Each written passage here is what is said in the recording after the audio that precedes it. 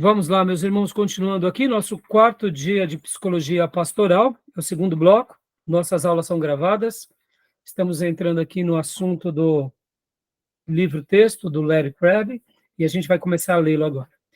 Enquanto nós estávamos no intervalo, eu pensei assim, no início do bloco anterior, eu tinha mencionado e feito uma crítica sobre uma fala de um pastor psicólogo que deu mais ênfase para a natureza humana do que para a Bíblia. E no final do meu módulo anterior, eu concluí falando sobre os grupos de risco. E, num primeiro momento, pode até parecer contraditório a minha crítica para o final da fala, no final do bloco. Mas o que eu quis abordar, irmãos, é bem simples. Que uma pessoa que é do grupo de risco, ou seja, ela foi liberta de uma área, ela jamais pode baixar a guarda para aquela área. E ela se considerar que pertence àquele grupo de risco, isso não é um ponto de fraqueza, mas é um ponto de força. Porque geralmente nós, isso faz parte da nossa natureza, nós praticamos o negacionismo. A gente diz, não, eu fui liberto, eu já não sou mais aquela pessoa, eu não tenho mais esse problema. E muitas vezes negar pode ser uma fuga, mas pode ser até pior. De fato, se houve uma libertação plena, uma mudança de sentimentos, glória a Deus.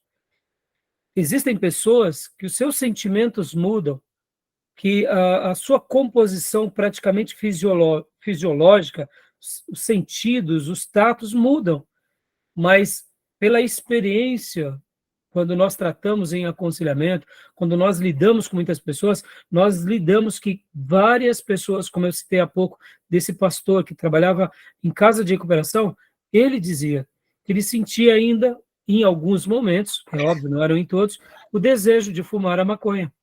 Então, o que eu quero dizer? E eu quero até parafrasear agora com Paulo.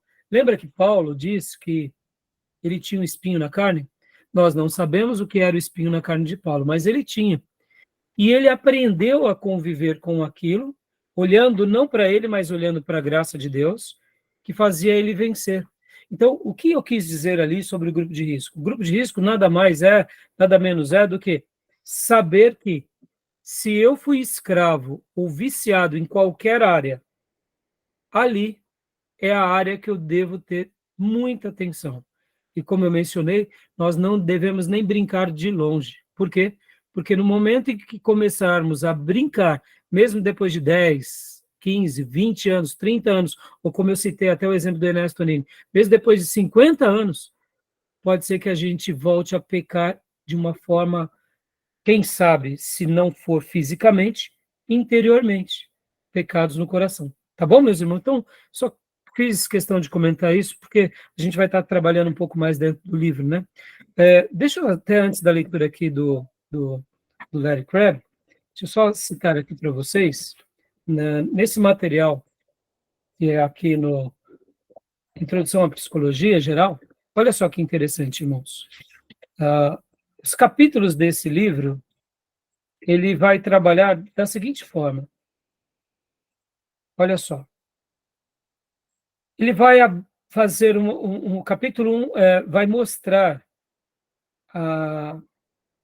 pensando criticamente com a ciência, ou seja, ele vai começar a fazer uma crítica da ciência olhando para a psicologia.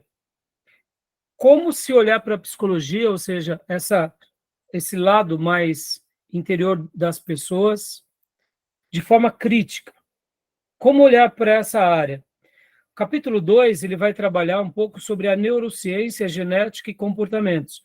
Aí ele vai trabalhar dentro dessa linha mais até medicinal, né? Ele vai falar um pouco mais como que é o nosso cérebro, como ele funciona, como que é essa questão do sistema nervoso, tanto periférico, central, endócrino. Então, ele vai mostrar esse lado mais fisiológico da nossa capacidade cerebral, porque muitas vezes a gente não perde tempo sobre essa questão. E aí no capítulo 3, então, depois que ele faz a crítica, no capítulo 1, depois que ele vai mais para esse lado da neurociência, da genética, para essa questão, irmãos, inclusive aqui, deixa eu até mencionar mais uma coisa, depois do mapeamento genético, que é logo depois ali da virada do milênio, podem ver que muita coisa mudou. Se tinha como base que o genoma humano, você iria identificar ali, por exemplo, o genoma do câncer, o genoma de certas patologias. E viu-se que, de fato, o genoma humano é praticamente uma coisa só. E o genoma não muda, o que muda-se nas pessoas é como essas pessoas vivem, como essas pessoas se alimentam e como essas pessoas se comportam ou elas se envolvem para as questões emocionais. Por isso que a medicina está tendo uma revolução. Nesses últimos 20 anos, está tendo uma mudança na chave. Porque se notou que o problema não é o genoma humano. A pessoa pode até ter uma tendência ao câncer, mas como ela vive, ela vai neutralizar o câncer na vida dela. Ou seja, o câncer vai estar lá, mas ela não vai deixar aflorar. Por quê? Porque agora se vê o homem de uma forma mais holística. Vê ele na questão dos seus sentimentos, na questão da sua nutrição, dos seus comportamentos e hábitos. Aí sim serão os gatilhos para aquela doença. Porque, de fato, se tinha anteriormente do mapeamento do genoma humano, que você iria, por exemplo, pegar ali talvez o genoma do câncer, o genoma de uma doença degenerativa, mas não. A questão está tendo uma mudança. Então, voltando aqui. Então, o capítulo 1 fala sobre uma crítica a respeito dessa ciência. O 2 vai falar dessa área mais humana. Capítulo 3 aí vai começar a falar sobre a questão da infância. Capítulo 4 vai falar sobre a adolescência. Capítulo 5 vai trabalhar um pouco agora, já que ele trabalhou sobre a infância, a adolescência e a vida adulta, capítulo 5, a sensação, os sentidos, visão, audição, olfatos. Capítulo 6, percepção. Capítulo 7, o estado das consciências. Olha como esse livro é rico. Como é uma obra que vale a pena vocês adquirirem. Capítulo 8, a aprendizagem, ou seja, né, tudo aquilo que a gente aprende. Capítulo 9, memória. Capítulo 10, pensamento e linguagem. Capítulo 11, as inteligências. Capítulo 12, motivação. Capítulo 13, emoções. Capítulo 14, personalidades, é aí onde a gente vai trabalhar mais nesse material. Dentro do capítulo 14 e o capítulo 15, porque o capítulo 14 é a personalidade e o capítulo 15 é os distúrbios psicológicos, que é o que nos interessa mais. Como a nossa matéria não é nos preparar para a psicologia, mas é nos preparar para o aconselhamento ou para o autoconhecimento, então, saber dos distúrbios vai ser fundamental. Então, aqui, ó, ele começa falando sobre perspectiva dos distúrbios psicológicos, distúrbios de ansiedade, distúrbios dissociativos, distúrbios de ânimo, esquizofrenia, eu vou já tratar sobre um caso de esquizofrenia, incidências de distúrbios psicológicos. Aí, no capítulo 16, ele vem com as terapias psicológicas. Aí é uma coisa mais voltado para o gabinete psicológico. Capítulo 17, estresse e saúde, dando várias dicas. Capítulo 18, psicologia social. E assim ele encerra essa Bíblia, né, do psicólogo. Então, a gente vai estar trabalhando mais, principalmente no capítulo 15, tá bom? E agora, voltando, né, ao slide. Alguém quer fazer algum comentário sobre o que eu mencionei há pouco, no início da aula? Tranquilo, pastor. Tranquilo? Joia? Então, vamos ler aqui, irmãos, a parte do livro-texto, ó, o prefácio. Agora a gente já vai estar trabalhando, meus irmãos, no livro-texto, tá? Nós estamos agora no livro-texto, a gente vai começar a mergulhar nele, tá bom? Então, Júnior, leia para nós, por favor, irmão, só algumas, primeiro e o segundo parágrafo, por favor.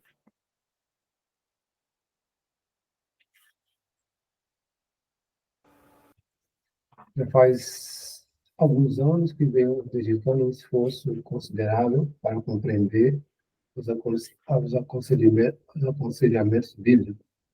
E parece que cheguei a uma conclusão claramente comprovada.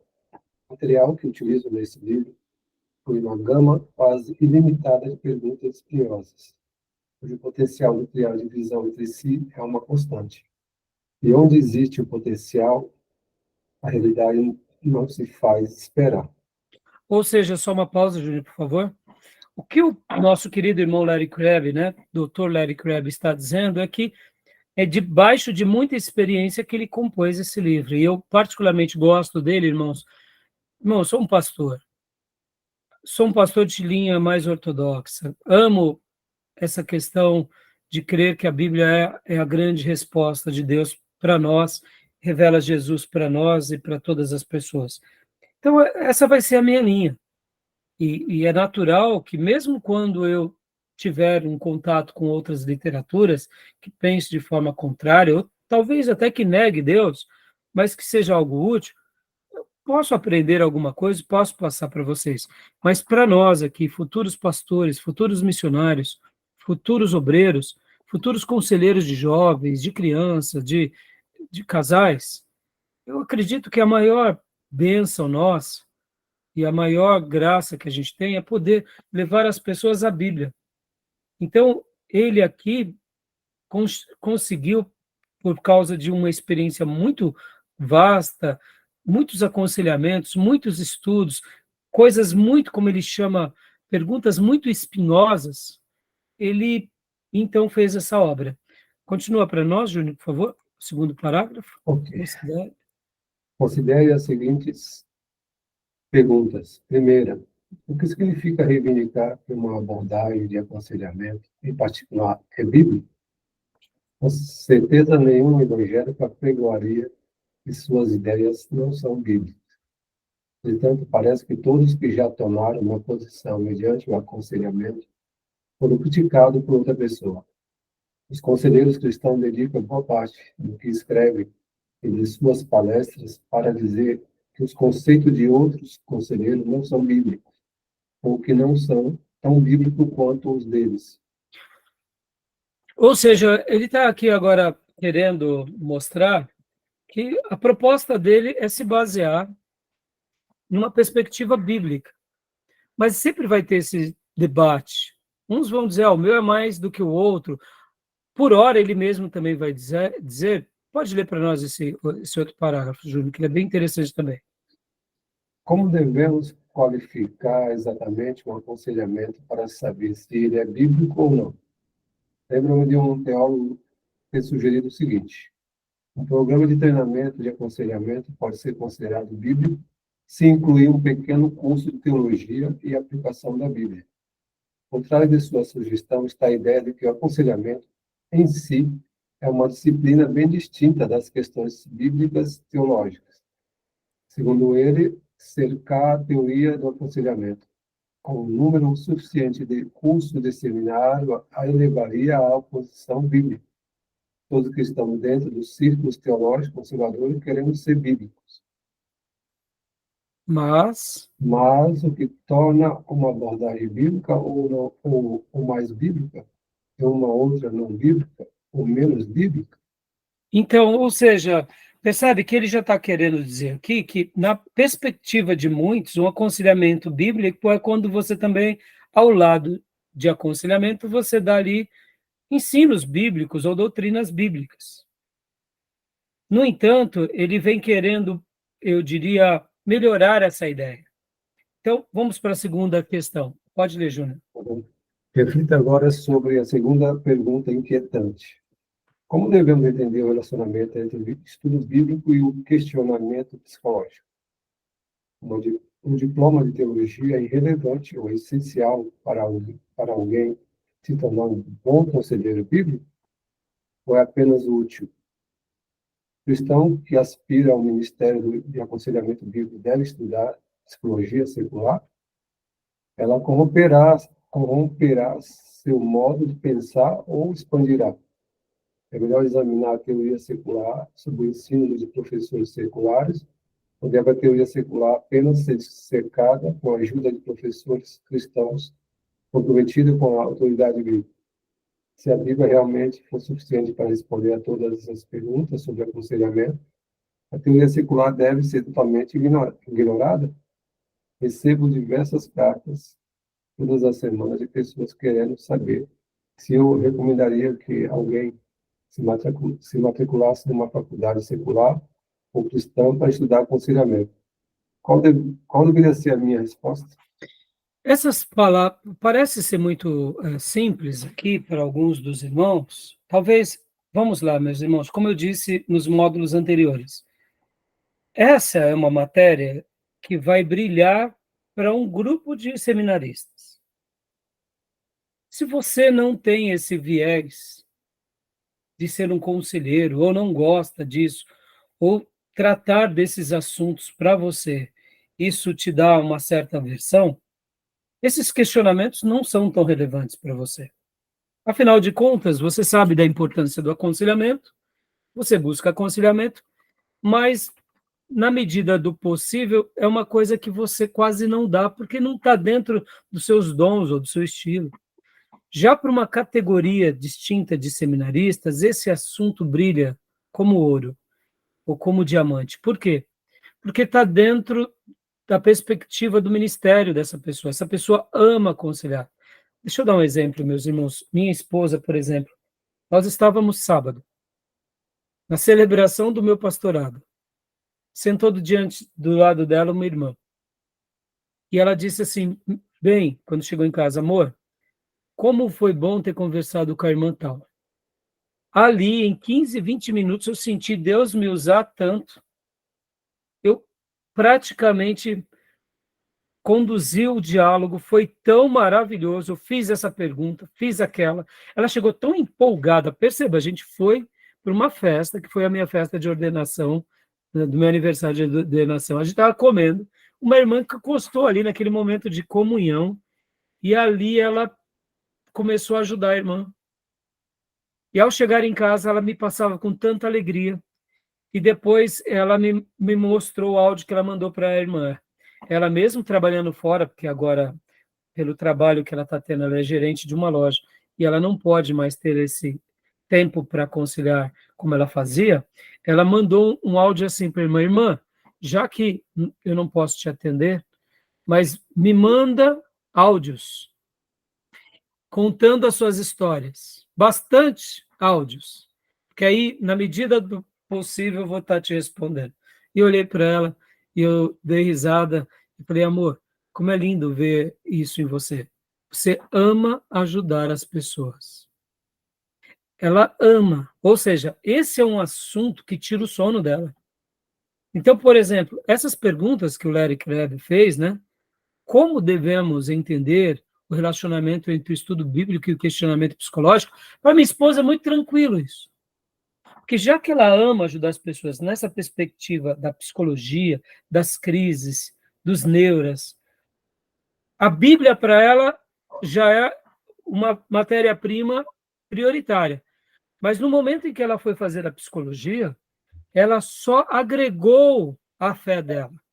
Mesmo com toda a oposição, como eu disse no módulo anterior, enquanto ela estava lá na faculdade, ela tinha muita crítica por parte dos professores, ela falava assim, amor, eu fico admirado como os professores, na sua grande maioria, têm uma objeção aos pastores, aos aconselhamentos que eles fazem, ou a qualquer tipo de aconselhamento que alguém faça de qualquer forma, como eles hostilizam, como eles demonizam, mesmo eles sendo ateus e incrédulos. E ela sabia lidar com tudo isso, eu falava para ela isso, amor, continua sabendo filtrar, não perca tempo com debates inúteis, demonstra sua fé, sua convicção, não se permita com que ninguém te humilhe por causa disso, e Deus vai ser contigo. E, bom, voltando. Então, olha só que interessante. Esses dias atrás, olha só, um outro caso, né? Minha esposa, ela atendia uma irmã de forma voluntária, uma esposa de um pastor. E aí, logo depois de algum tempo, ela começou a ter que trabalhar fora, né? cuidando dessa loja, se tornando gerente, então ela teve que parar com aquele atendimento que ela fazia. Pouco tempo depois, essa irmã procurou a minha esposa e essa irmã estava passando por algumas crises muito grandes de depressão, e ali a minha esposa, preocupada com ela, falou assim, olha, irmã, eu só tenho os domingos de folga, mas eu quero te atender, nem que for depois do culto da nossa igreja, pede para o seu marido te levar, já que ela era esposa de um pastor, que eu vou estar arrumando um tempo na minha agenda para atender a senhora, porque é o único dia de folga. Infelizmente, o marido da irmã não quis, por um motivo, disse lá que não ia poder levar. Minha esposa ficou brava, mas ficou brava, porque ela falou assim, olha, eu estou atendendo essa irmã na minha folga, a única tarefa que esse pastor tinha era levar a sua esposa para poder, ali no final do culto, eu gastar 1 hora de atendimento voluntário a ela, e ele disse que não ia porque tinha umas tarefas para fazer. E ali ela ficou tão brava e decepcionada, porque é como se não tivesse tratando o caso da depressão de uma esposa de um pastor, dando o devido valor. Né? Percebam, quem ama o assunto da psicologia, irmãos, vai enxergar nas faculdades, vai enxergar em profissionais da área de saúde um campo maravilhoso para agregar nas suas instrumentalidades. Quem não ama isso, talvez não entenda bem essa discussão. Por que eu estou falando tudo isso? Porque parece muito simples, mas muitos seminaristas acham que, por eles conhecerem a doutrina, por eles serem bons na teologia, eles serão bons no aconselhamento. Não, são coisas distintas, irmãos. Não necessariamente. A pessoa pode ter um conhecimento bom de teologia, de geografia, de línguas originais, e ser um péssimo conselheiro, ser uma péssima orientadora. Por quê? Porque uma coisa é a doutrina pela doutrina, o ensino, e outra coisa é saber entrar num diálogo e extrair da pessoa a angústia da pessoa e ter o tato de poder enxergar onde está a raiz do problema, tá bom? Então, a proposta do Larry Crabb é poder dar uma resposta a tudo isso, tá, meus irmãos? E aí ele vem aqui, qual deveria ser a minha resposta? Então, conclui para nós, Júnior, aqui. Terceira, né? Isso. Um conhecimento sólido das Escrituras é suficiente para tornar alguém um conselheiro eficaz? Ou é necessário estudar mais, tanto no que se refere à aplicação da Bíblia, quanto ao método de aplicação? Credenciais, estudo, experiência, você levaria em conta ao decidir sobre o lugar onde mandar sua filha anorexia ou seu pai deprimido para tratamento? Terceiro, Opa, olha só que interessante essa pergunta, né, irmãos? Pode notar, ó. Que credenciais, estudos ou experiência você levaria em conta ao decidir sobre o lugar onde mandar a sua filha aneróxica? Lembra da aneroxia e bulimia? Lembra aqueles problemas que afetam algumas jovens? Então, imagina, a pessoa está com aneroxia, está com bulimia, está passando por momentos de depressão. Estudo bíblico pode resolvê-lo? Pode até, porque Deus tem poder para tudo. Mas a escola bíblica, o estudo bíblico é outra proposta.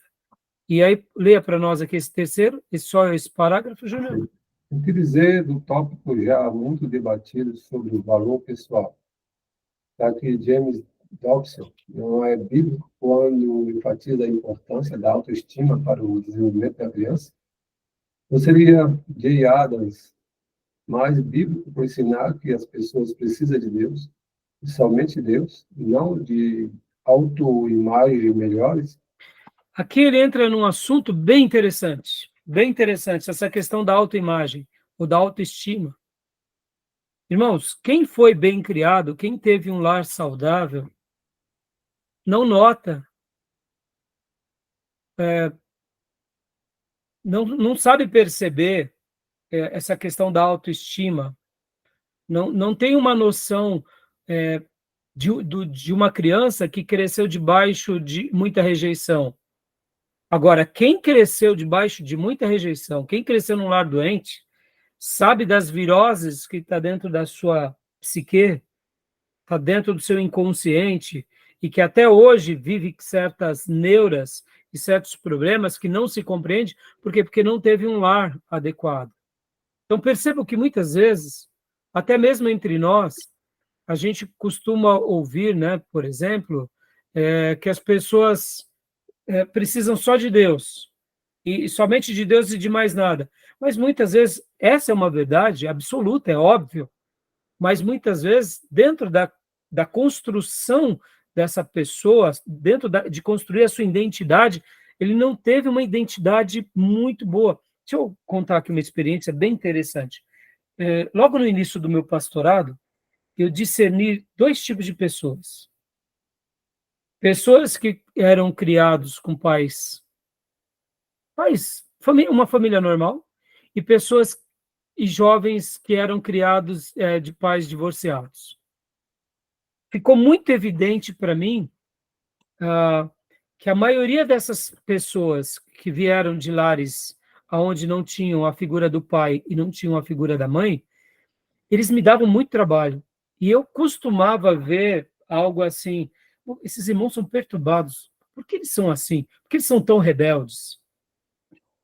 Um dado momento, eu não me lembro o porquê ou quando, eu caí em si, que havia uma correlação. E aqui, enquanto falo isso, tentem lembrar e ver. Podem ver, irmãos, que os jovens na igreja que mais são, eu diria, tranquilos, que dão menos trabalho, são daquelas famílias que foram estruturadas de uma forma normal. O pai e a mãe, ali na sua simplicidade, sempre estiveram presentes na criação daquela criança. E crianças ou jovens em que os pais passaram pelo divórcio, novo casamento, separação, podem ver como eles são instáveis, principalmente na adolescência. E vocês, ao enxergar isso, parece bobeira, mas aquela atitude rebelde, que num primeiro momento a gente fala, puxa, que jovem rebelde, que pessoa perturbada, a gente acaba tratando esses irmãos até com mais consideração. Porque a gente fala assim, ele está externando um problema inconsciente. Vamos lá. Qual seria esse problema inconsciente, irmãos? O que vocês acham? O que vocês acham? Insegurança, talvez? Joia, insegurança, por quê? Eles, ou a mãe abandonou, ou o pai abandonou. Sim. Eu tenho um caso de um irmão, pastor Johnny, lá na nossa comunidade, que ele foi literalmente abandonado pelo pai quando ele tinha seus 3 aninhos, foi literalmente deixado na praça, e o pai falou, fica aqui, depois eu volto, e o pai desapareceu. E ele foi adotado por uma outra senhora e por um senhor que fizeram o papel de pai e de mãe, mas essa experiência foi tão traumática para ele na sua vida, e toda adolescência e juventude, e eu recebi ele na adolescência dele na igreja, ele está comigo até hoje ele já tem mais de 30 anos, mas ele conta que agora, quando ele estava nessa nova família, uma família muito grande, por sinal, mas ele foi tão amado, só que lá no fundo, ele sempre marcava território, porque ele tinha medo do quê? Ou dos irmãos, ou dos novos pais abandonar ele. E na igreja a mesma coisa acontecia. Ele sempre teve medo. Trauma, né? Exatamente. Por quê? Porque no fundo, ele achava, alguém vai me abandonar. Porque uma pessoa que nunca foi abandonada pelo pai não sabe o que representa um trauma do abandono. Então, quando a gente vê, por exemplo, como o pastor Johnny mencionou, trauma, a gente vê um jovem, né? Você usou a palavra abandono, né, pastor? Na verdade, insegurança, né? Insegurança, isso, obrigado. Quando uma pessoa ela tem insegurança, muitas vezes ela tem gesto de agressividade pela insegurança. Ela não é uma pessoa agressiva simplesmente, mas porque o fato dela ser insegura gera nela, ela precisa criar defesas e quer uma coisa melhor do que ser briguenta, ou do que conquistar o seu território, ou do que ser agressiva. Então, eu notei que esses jovens que eram frutos de lares separados, eles tinham uma insegurança violenta, eles tinham um comportamento, e que mais? Vamos lá, o que vocês acham mais, irmãos? O que dentro deles pode ser gerado de negativo?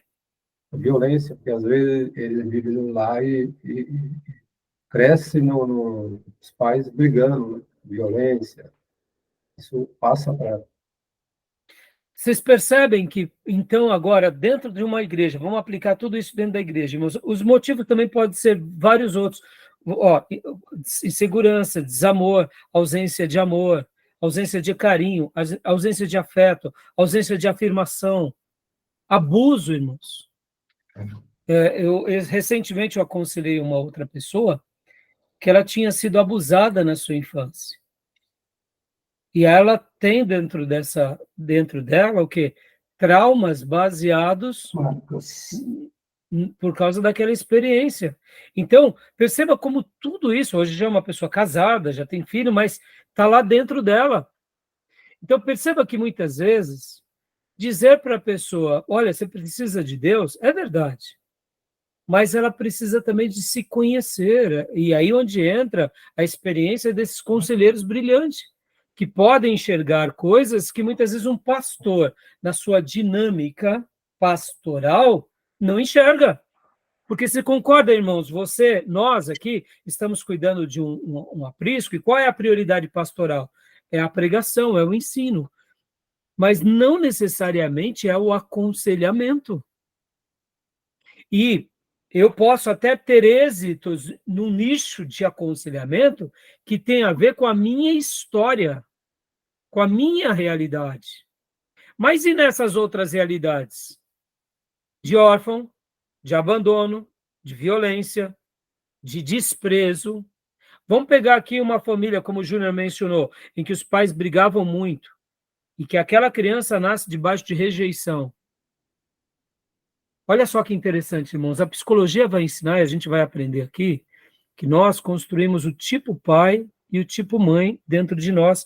Enquanto nós estamos construindo a nossa identidade, a criança, ela percebe que ela precisa de alguém que é chamado de pai e de mãe.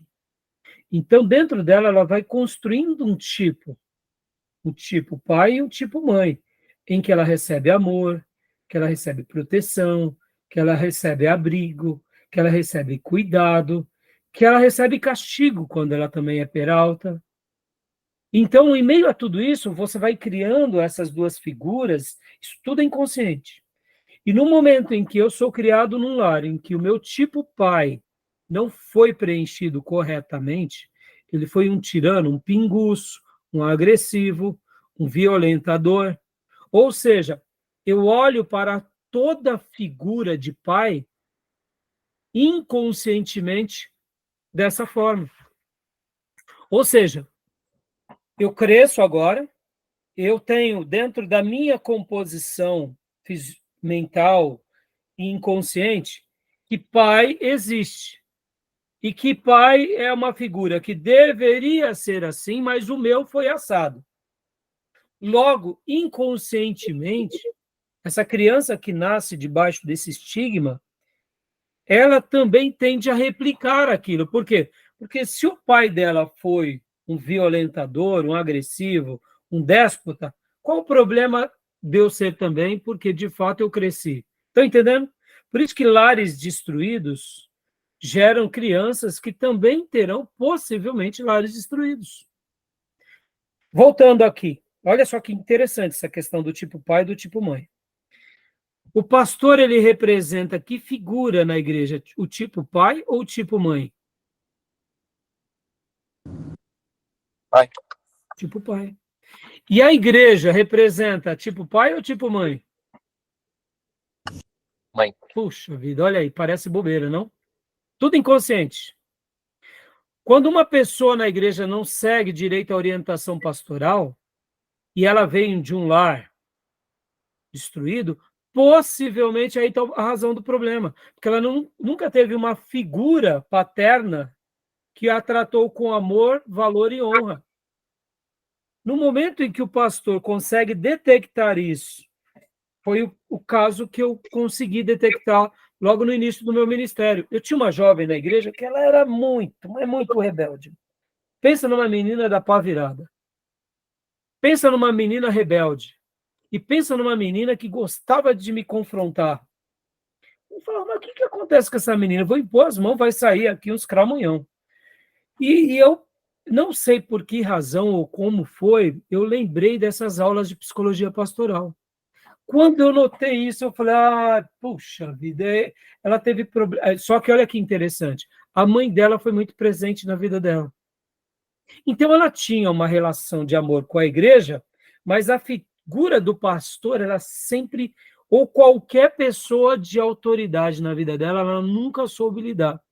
Tanto é que ela casou uma vez, separou, tentou se juntar de novo. Até hoje, na vida conjugal, ela é mal resolvida. Ela melhorou muito ao longo dos anos, mas eu sempre tive que ter uma tolerância maior com ela do que com as outras irmãs. Porque toda figura pastoral, e no caso do pai dela, o pai dela foi uma pessoa que no primeiro momento tratou ela bem, mas depois o pai dela a abandonou. Então, ela tem a relação indireta e inconsciente que eu também, em algum momento, iria abandoná-la. Por quê? Porque ela cresceu debaixo do abandono paterno. Perceba, irmãos, tudo é inconsciente.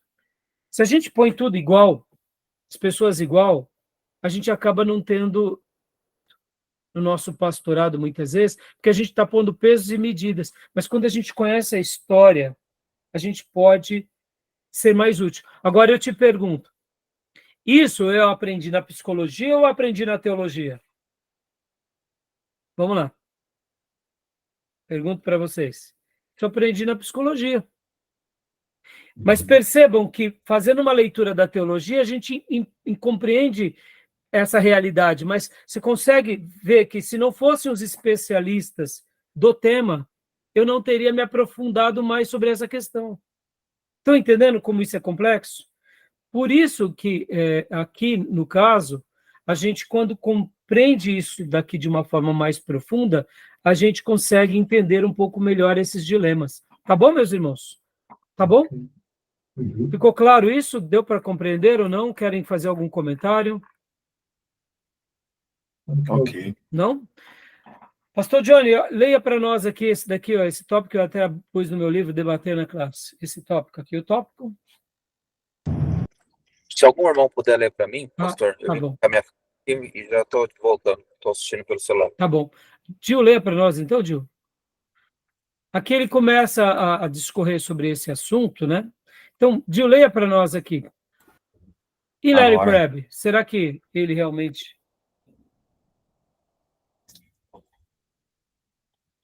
Pode ler, Eli Gil. Kreber. Começo daqui mesmo, desse Isso, parágrafo? é. Será que ele realmente é um teórico do amor? A si mesmo? Mal disfarçado de evangélico ortodoxo? Ele se aproxima mais de um conceito de autoestima do tipo Schuller, quando fala das necessidades que o ser humano tem de segurança e significado?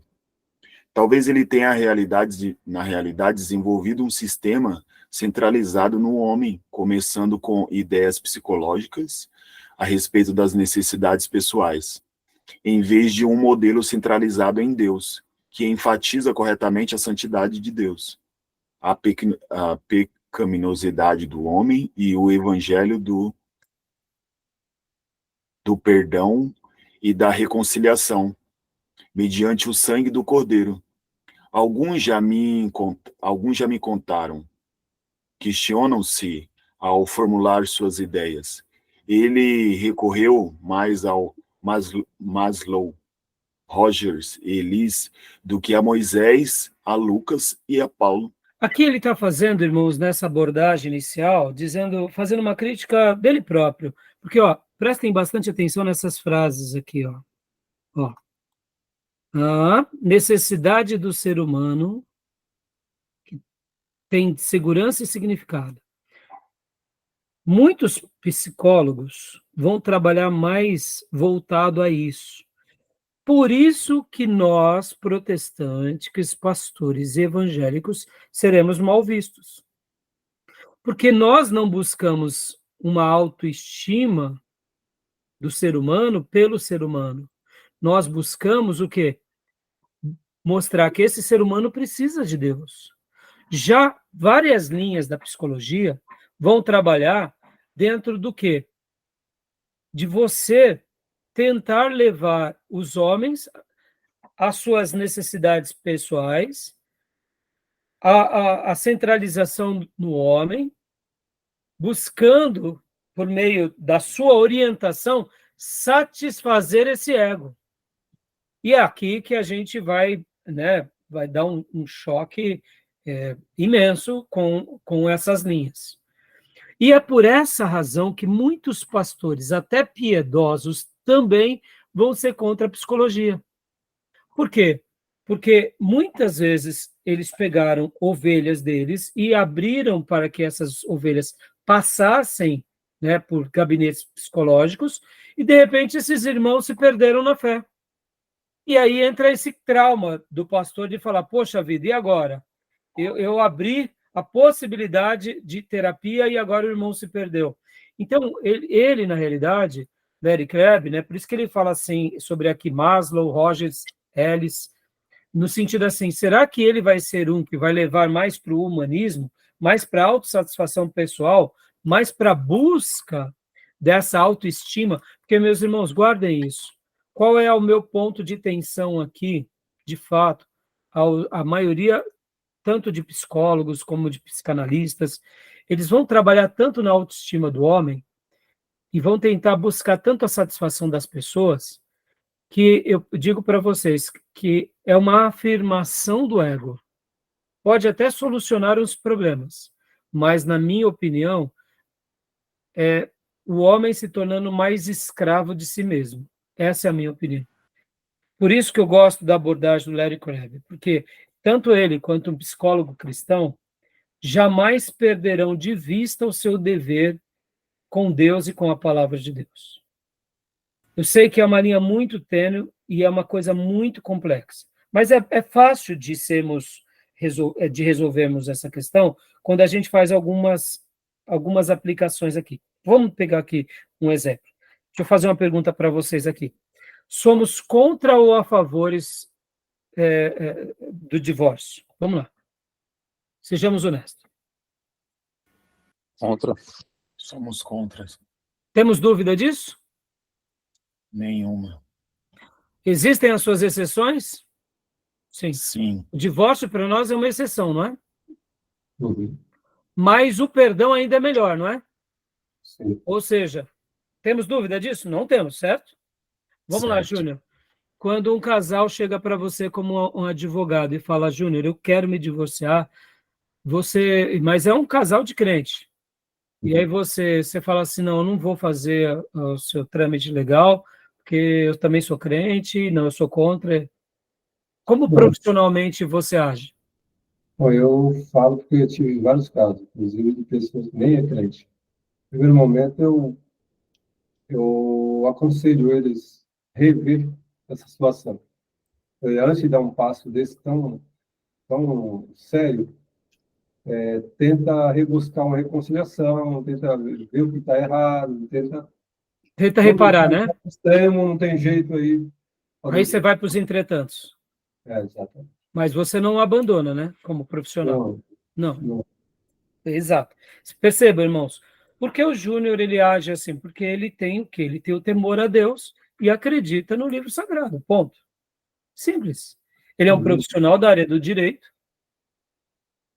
é um advogado, e ele, então, tenta pôr, antes de pôr o valor do direito, ele põe o valor cristão, ou o valor humano da família, né, Júnior? Isso. Simples assim. E o psicólogo, pastor, é a mesma coisa. Um psicólogo cristão que crê em Deus, que tem o temor e que tem os valores bíblicos escriturísticos, mesmo que ele esteja atendendo uma pessoa de qualquer religião, um ateu, ou mesmo pessoas que até de ideologias diferentes, ele ele vai agir como um cristão. Só que a função do psicólogo, diferente do advogado, é mais o quê? É mais reativa. É uma atitude ativa, porque você está prestando atenção, mas você ouve mais a pessoa, para depois você tentar dar um diagnóstico e um prognóstico.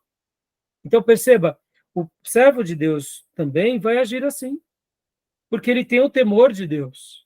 Mas é uma linha muito tênue, porque muitas vezes, no gabinete do aconselhamento, muitas pessoas elas querem ser afirmadas nos seus erros. Aí onde entra a complexidade de um psicólogo cristão. Então, o Júnior deu passos cristãos e depois ele vem e dá passos profissionais. O psicólogo cristão, psicanalista, vai agir assim também. Ele não vai necessariamente ignorar a pessoa porque ela é de uma outra religião e nem vai ficar um frenesi fazendo uma autoestima desenfreada ou afirmando uma vida de erro da pessoa. Ele vai tentar conduzir a pessoa a uma forma em que ele solucione o problema, mas nunca perdendo de vista o quê?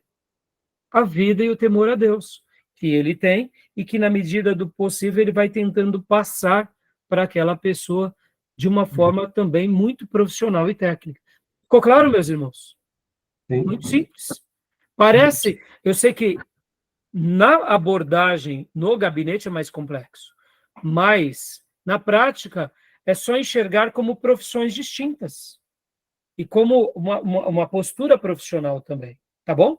É fácil a gente questionar o psicólogo ou o terapeuta por causa de algumas tomadas de decisões deles, assim como é fácil eu julgar o Júnior, porque o Júnior foi lá e assinou o divórcio do missionário e do pastor, da missionária e do pastor. Mas o Júnior, ele agiu como um cristão. Ele prestou um serviço como um profissional da área. Mas se ele teve que realizar os trâmites finais, ele não pode ser julgado. Percebam? Tá bom? Então, aqui nós lemos até onde? Não. Isso, agora leia para nós, tio, o tópico do valor pessoal. O tópico do valor pessoal quase atingiu o status de linha divisória para separar os conselheiros em campos opostos. Alinhados num lado do Vale Profundo, encontra-se o grande grupo que nos exorta afetuosamente a amarmos a nós mesmos, como pré-condição necessária para amarmos aos outros. Amem aos outros como vocês amam a si mesmos. É o seu texto-chave, interpretado como se ensinasse que o amor a si mesmo precisa ser desenvolvido antes que seja possível amar aos outros. O cerne do problema está por trás dos distúrbios superficiais, é entendido como sendo a baixa autoaceitação, que na mente de algumas pessoas é de fato a essência do pecado. Os esforços em aconselhar devem, portanto, ser direcionados a ajudar as pessoas a aceitarem a si mesmas mais completamente. Essa expressão aqui, irmãos, vocês vão notar em muitas obras de psicologia que há uma ênfase, eu diria até exagerada, sobre essa questão do amor próprio. Se você se ama, pronto, está tudo resolvido. E muitas vezes a gente vai ver uma tendência a levar muitos desses pacientes a uma vida de egotite absurda, porque tudo gira em torno de si, entendeu? Então, a gente tem que ter um equilíbrio, porque o amor próprio, ele é importante. Mas, na nossa perspectiva, ele só é importante para que a gente consiga amar a Deus e ao próximo. E o equilíbrio entre esses três amores é imprescindível, tá bom? E conclui para a gente aqui, Júnior. Júnior não Gil, por favor. A outro grupo. Há outro grupo que acha que as pessoas já se preocupam demais consigo mesmas e que os esforços em edificar a autoestima apenas agravam o problema. O verdadeiro problema não são os anseios insatisfeitos, alegam essas pessoas, mas a depravação. O pecado tem cegado o coração e a mente das pessoas de tal forma que somente a verdade bíblica pode trazer-lhes a luz necessária. Neste caso, o estudo da palavra de Deus é uma prioridade. Aqui eu quero gastar um minuto para a gente concluir esse módulo. Aqui é um ponto-chave muito interessante. Uma outra coisa que eu descobri no pastorado, irmãos, que há um grupo dentro da igreja que não tem praticamente, é uma minoria, tá? Vou destacar aqui, é uma minoria. Não tem amor próprio. Tudo gira em torno dos outros. A pessoa praticamente não tem vida. Ela serve o marido, ou serve a esposa, ou serve os filhos, ou serve o pastor. É um obreiro ou uma obreira brilhante, mas não tem amor próprio. É um problema também. É um problema. Há uma ausência de zelo consigo. Os extremos, né? Os extremos, exatamente, Júnior. E ainda mais no nosso contexto protestante, nós gostamos de afirmar que tudo é pecado, que esse negócio de que, né, buscar a nossa satisfação, ela não deve existir. E tem hora que a gente acaba fazendo umas leituras erradas. Por exemplo, Paulo vai falar que Timóteo não buscava os seus próprios, a sua própria satisfação, os seus próprios anseios. Mas Paulo também vai dizer para Timóteo, cuida de ti mesmo. Opa, pera lá. Então é contraditório? Não, não é. Timóteo era uma pessoa que não buscava a sua própria satisfação. Paulo vai dizer isso nas cartas de Filipenses, que ele não busca os seus próprios interesses. Mas quando Paulo está escrevendo diretamente a Timóteo, ele fala, olha, cuida de ti mesmo e da doutrina. Inclusive, tome vinho por causa das tuas frequentes enfermidades estomacais. E ali vinho era alcoólico. Perceba, Paulo está até recomendando o cuidado. O mestre ao pupilo. E está dizendo para ele, se você não cuidar bem de você e da doutrina, você não vai cuidar bem dos demais. Perceba, irmãos, quando nós muitas vezes destacamos, né, que nós precisamos viver para Deus, fazer a expansão do reino, deixar com que a nossa vida esteja a serviço de Deus, tem hora que a gente também não pode ir para esse exagero de que eu não tenho vida. Que se o pastor me pedir tal coisa, eu tenho que fazer mesmo que eu não tenha mais uma gota de resistência. E as coisas não são assim. Bom, é bem fácil falar isso porque eu sou um pastor. E como pastor, eu não posso me permitir também não ter energia para cuidar bem do rebanho, ou de vocês como alunos. Então, perceba que os exageros são doentios. Não buscar os meus próprios interesses não significa que eu não tenha amor próprio. Não significa que eu não saiba zelar. E, ao mesmo tempo, mesmo que essa mensagem, que tudo é pecado, que o mundo já jaz no maligno, e que o anticristo está por aí, que são todas verdades, a gente tem que lembrar que nós estamos reconstruindo a nossa vida, nós estamos expandindo o reino de Deus na terra, as portas do inferno se fecham e retrocedem diante de nós, ou seja, há uma reconstrução, há uma harmonia. Então, aqui, o nosso irmão Lério, ele já começa na sua obra dando esse pano de fundo, mostrando, alto lá, eu não vou trabalhar na autoestima, eu não vou ficar aqui apaziguando e nem inflando egos, mas também eu não vou ir para os extremos. O que ele está dizendo aqui? Eu creio nas escrituras e eu vejo que a ciência vai ser útil para mim. E na minha experiência, eu aprendi com essa ciência e vou aplicar tudo o que eu aprendi na Bíblia. A Bíblia está sobre a ciência. No entanto, a ciência vai me dar respostas nos meus dias modernos que a Bíblia não está mencionando. Vou dar um exemplo só. A Bíblia não fala de drogas, irmãos. E aí? Então, hoje a gente tem estudos e mais estudos dos efeitos danosos das drogas no corpo humano, na psique humana, na degeneração humana. Ou seja, E aí, diante disso, a gente pode estar aplicando na maneira que a gente aconselha as pessoas, ajuda as pessoas, tem mais paciência com as pessoas. Tá bom, meus irmãos? Beleza? Ok. Alguma dúvida, alguma pergunta? Algum comentário? Tranquilo? Pastor, o senhor falando, eu me lembrei de um comentário de um irmão aqui da igreja. Ele se abrindo, ele falou que, passando por alguns problemas, ele precisou passar por um psicólogo. Esse psicólogo, ele estava passando assim por uns problemas, tanto no trabalho como no matrimônio. Aconselhou ele fumar maconha. Eu achei um absurdo isso, misericórdia. Você acredita? Aqui, ó, foi boa, seu. Bom, vamos Tá falar vendo? Mas da entrou cannabis. bem nesse assunto que você estava falando. É ótimo. A cannabis como remédio para ele. Bomba. Olha, excelente. Vai lá, compra o remédio da cannabis. Fumar, não. Por quê?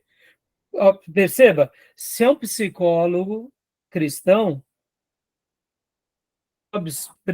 ou ia pedir para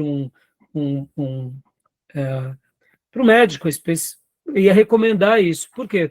Porque a gente sabe que de uma coisa que é medicamentosa, mas a outra pode se tornar um vício. São coisas parecidas, mas distintas. Estão entendendo? É exatamente. A gente riu aqui, mas é isso aí, né? Agora, Não, você precisa relaxar, Eu vou te aconselhar você fumar um. Então. Aí lascou, né? Lascou na bomba. Aí, agora, vocês entendem muitas vezes, ó, pastor, olha só, vamos lá, estamos aqui no seminário, eu sou um pastor que eu gosto de interagir com a vida, de debater, de questionar. Larry Crabb é essa pessoa que nos ensina mais ainda isso, mas vamos supor que eu fosse um pastor bem simples, bem humilde, e aí eu falo, Gil, você não está conseguindo resolver seus problemas? Pastor Johnny, você não está? Vai lá no psicólogo, aí de repente você chega e fala para mim, o psicólogo que o senhor mandou fumar um, pastor. Aí o que você vai falar? É tudo do cão, entendeu? Aí a gente já vai para o extremo, né? Entendeu? Então, irmãos, ilustrou bem, Gil. Fala, Gil. O psicólogo é irmão do Bob Marley. Entendeu? É isso aí, né? Tá bom, meus irmãos, joia? Beleza? Tudo bem? Tem mais algum comentário, algum acréscimo? Então, esse grupo aí, o último que você mencionou, esse perfil aí não seria indicado, né, para aconselhar, né? Não, exato. Porque... Né? Mas vamos supor, né, Júlio? A gente sabe que mesmo de grupos mais simples, porque, irmãos, o povo de Deus vai ter de tudo que é jeito, e graças a Deus por isso. A gente não pode dizer que ele não é um pastor, ele cuida. Uma pessoa que foi formada ali na raça. Mas você percebe que muitas vezes a gente querendo ajudar, né, até quer ajudar. Por isso que a gente tem que... E aqui é onde entra o meu cuidado até com vocês. Né? E por isso que eu sempre vou... eu mesmo, lá na igreja, irmãos, até para concluir esse módulo, alguns aconselhamentos que eu dou, eu paro assim para o irmão, eu falo, irmão, eu gostaria que você já fosse pensando na possibilidade de arrumar algum terapeuta, algum psicólogo para te ajudar. A pessoa olha assim para mim e fala, pô, pastor, mas você é meu pastor. Eu quero que você me cuide de mim. Eu falo, não, eu vou continuar cuidando. Mas eu estou notando que eu não estou tendo êxito. Nessa área da tua vida, eu não estou conseguindo te fazer romper. Então, eu acredito que agora a gente vai abrir o leque para que você procure um especialista. Por que eu faço isso, irmãos? Porque eu faço que nem um mineiro, eu vou comendo pelas beiradas, sabe? Aqui, ali. E eu vou tentando dar um jeito, mas o irmão, muitas vezes, ele não muda. Aí eu prefiro perder para ganhar. Porque quem sabe um terapeuta vai conseguir fazê-lo compreender. Sabe aquelas histórias, irmão? Sabe, você já passaram, todos nós passamos isso. Você fala um assunto para o cônjuge, ou para o filho, ou para um amigo, ou para um obreiro. Aí vem alguém de fora, depois de 5 anos, e diz o que você disse a vida toda e ele compreende. Sabe aquela história? Não é assim? Sim. Eu aprendi esse olha assim, com aquela decepção. Você fala, estou falando para você, tem 10 anos. É verdade, não dá credibilidade. Aí... Você falou em inglês, castelhano, português, né, tailandês, a pessoa não te entendeu. Veio fulano de tal, em meia hora disse, e a pessoa entendeu. Dá até uma dor de cotovelo, né? Mas é assim a vida, irmãos. Então, tem vezes que a gente tem que saber que a gente não vai conseguir ajudar todas as pessoas, né? E a gente precisa liberar elas para outras pessoas. Agora, perceba, a gente está sendo treinado aqui para isso. E mesmo pode ser que essa pseudo-liberação tiro saia pela culatra. Uhum. Que de repente o irmão veio falando, o meu terapeuta falou para eu fumar um. O bom, às vezes, a igreja que não tem um bom conselheiro, ou o pastor não tem esse dom, a igreja tem um convênio com um psicólogo cristão, né? Exatamente. É uma alternativa, Júlio. Tá É. bom? Beleza, então vamos fechar esse bloco aqui. Mais algum comentário, irmãos? Não? Tranquilo? Vamos fechar aqui, não ter esse bloco, para a gente ir para o último, tá bom? Ok. Ok.